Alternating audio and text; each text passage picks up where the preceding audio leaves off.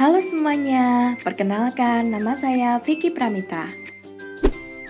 Saya bekerja sebagai seorang perawat di instalasi hemodialisa RSUD Dr. R. Sutresno, Pemerintah Kabupaten Rembang.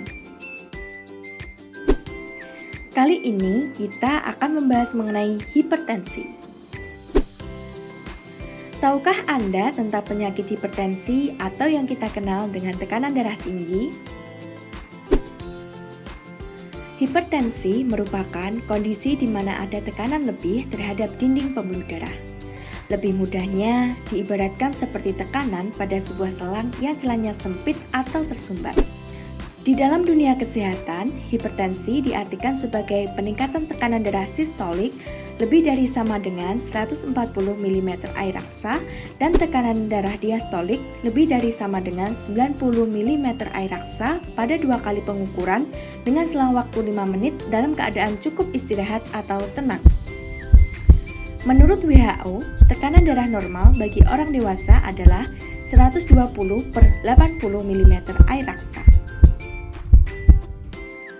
Ngomong-ngomong, hipertensi memiliki julukan si pembunuh senyap loh. Karena hipertensi sering tidak menimbulkan gejala dan tanpa keluhan, serta penderitanya baru tahu setelah terjadi komplikasi. Komplikasi dari hipertensi menyerang berbagai organ pada tubuh, di antaranya bisa menyebabkan gangguan pada jantung, ginjal, otak berupa stroke, gangguan mata sampai dengan kebutaan, kerusakan pada pembuluh darah arteri, serta beresiko mengalami kematian. Kenyataannya, hipertensi masih dapat menyerang siapapun apabila ia kurang berhati-hati menjaga pola hidupnya, terutama pada pola diet makanan yang dikonsumsi pada kesehariannya.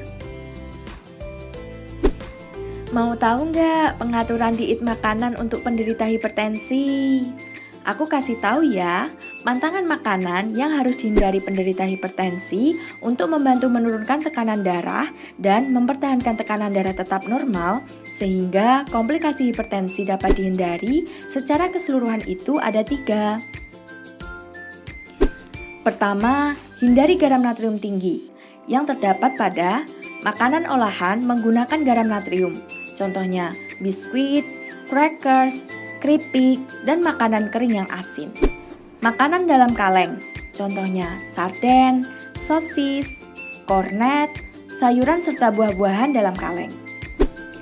Makanan yang diawetkan seperti dendeng, asinan sayur atau buah, abon, ikan asin, pindang, udang kering, telur asin, selai kacang.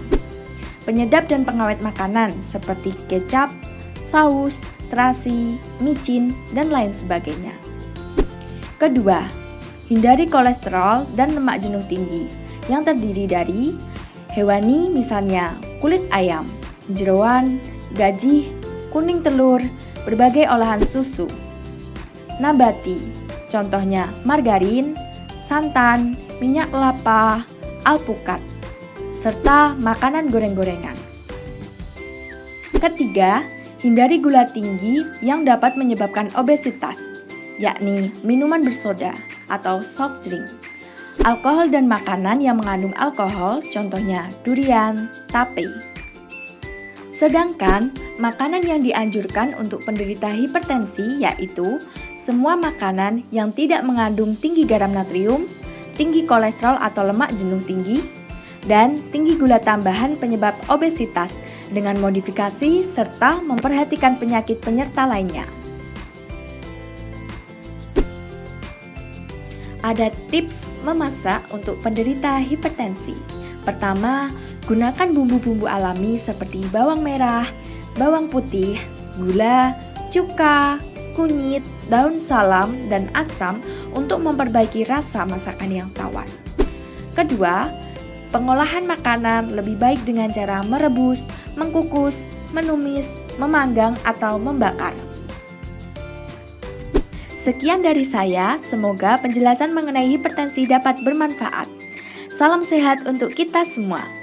RSUD Dr. R. Sutresno Rembang, peduli layaknya keluarga.